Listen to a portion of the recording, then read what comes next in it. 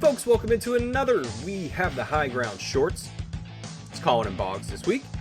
Joining you to keep you up to date on what's going on in the Star Wars world. Bogz, how you doing, bud? Yeah, very good, man. Liking these short kind of episodes we're doing. And nice to just have you and me, right? We've not done that in a number of months, I think, probably now. So I've probably since the Mandalorian reviews. Oh, no, we did the ranking list, remember, on Christmas Day, was it? Yeah, so that was probably the last episode. So yeah, just have you and me, nice relaxed chat. Yeah, let's go through some of the news.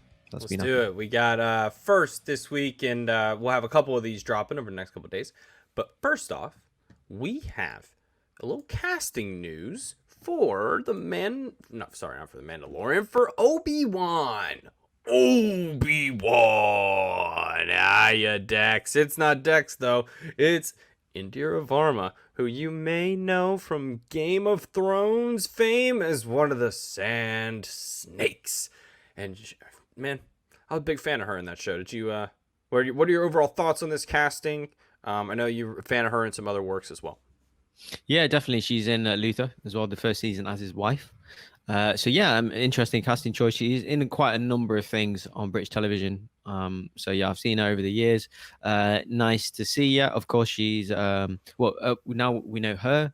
She is being cast. The only really other two are Anakin and Obi-Wan, right? Is there any other kind of casting choices we know of? So yes, interesting for her. So I potentially think that it could be an early shout for a love interest, because he has had a love interest before in Satine, and I just think that maybe with her, if he gets involved in a love situation or as a love interest, we may see flashbacks of the Clone Wars with Satine and that situation, and just to kind of build more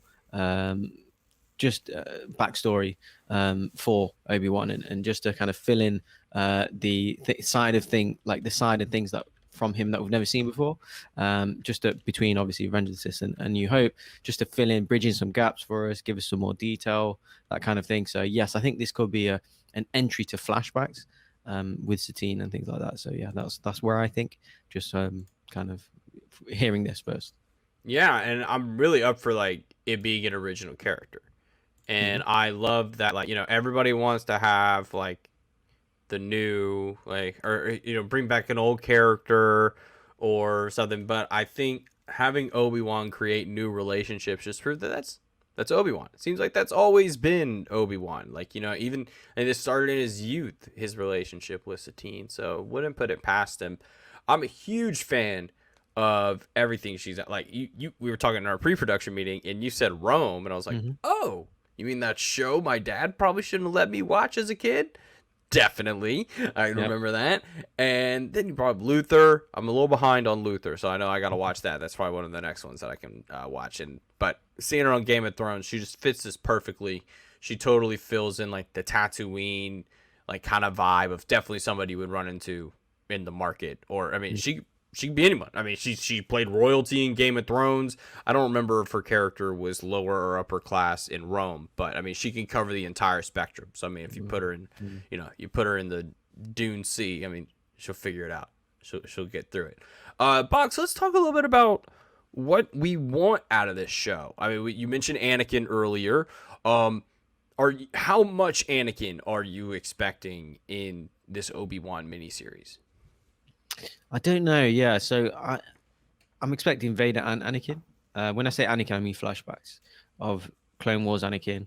Of them two together.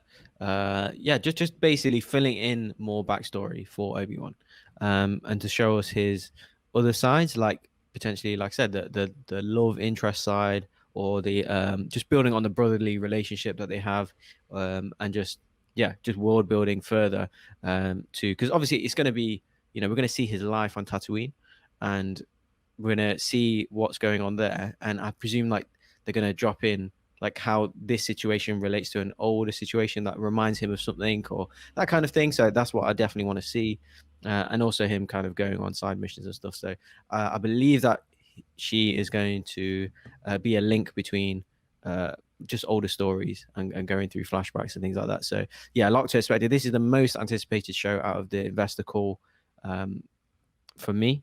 So yes, I'm obviously, hearing Hayden back, now she's a great actress as well, her name. So I'm super excited for this. I can't wait. So can't wait to get more casting, more kind of plot details, and then start seeing some footage or photos of sets and things like that. So yeah, I can't wait. Yeah, and this has kind of been the last couple of years, Ewan making the comeback on his own. I mean, this Obi-Wan thing's been rumored for a really long time. We were talking before. He was obviously in Doctor Sleep. You're a huge fan of that franchise. Mm-hmm. He also made the comeback in a film you just saw the other day, Birds of Prey, Mm-hmm. and he was great in that as He's on Black fire, Mask. man. He's He's on on fire in fire. that. Yeah, I was with you. I was like, he's on top. I mean, he's killing. He's over the top, and I love it. So it's nice. It's gonna be nice to see that Ewan is gonna be able to back it down, and I'm curious, what is his motivation for leaving? Does he leave? Because they mention Vader is somehow in this. He's watching Luke. Is Indira Varma's character, somehow trustworthy enough that he's like, look, if anything happens, call me, beat me if you want to reach me, and I'll come right back. But it seems like I'm really really looking for what provokes him to leave. What happens to where he feels necessary that he has to leave Luke, who he feels is the future of the Jedi. Is it hope that he can save his best friend? That's my hope. I mean, yeah. Yeah, you and everyone else, I think. Yeah, that's definitely a thing that they have. It's a rematch of the century, right? Kathleen Kelly told us that. So, what does that mean? You presume that he goes off planet. You presume Vader's not going to go there. So, yes. But I wonder what circumstances, like what? Yeah, there's so many questions around that. Yeah, so massive questions. But yeah, like it's super exciting. What the potential of this show is. So yeah, I can't wait. 6 hours. We're gonna get 6 hours of this, hopefully, and it's gonna be fantastic. Though we know it's not gonna be 6 hours. It's gonna be like 39 minutes, 32 minutes, 48 minutes, whatever Disney Plus wants to do with us to tear at our heartstrings every week. But folks, that'll do it for this edition of We Have the High Ground Shorts. That's right, folks. We are keeping it short, like Master Yoda. But I'm Colin, of course. You can find me at @the_C Morris wherever I'm sold. How about you, Bucks? Yeah, catch me on Twitter @Bogz, or just keep watching. Subscribe. Hit that notification button, and you'll get these shorts alerted to you as soon as we drop them. Boom. Well, folks, thanks for hanging out today, and we'll catch you in the next one. So, thanks for hanging out. Bye. And remember, we have the high ground. Bye.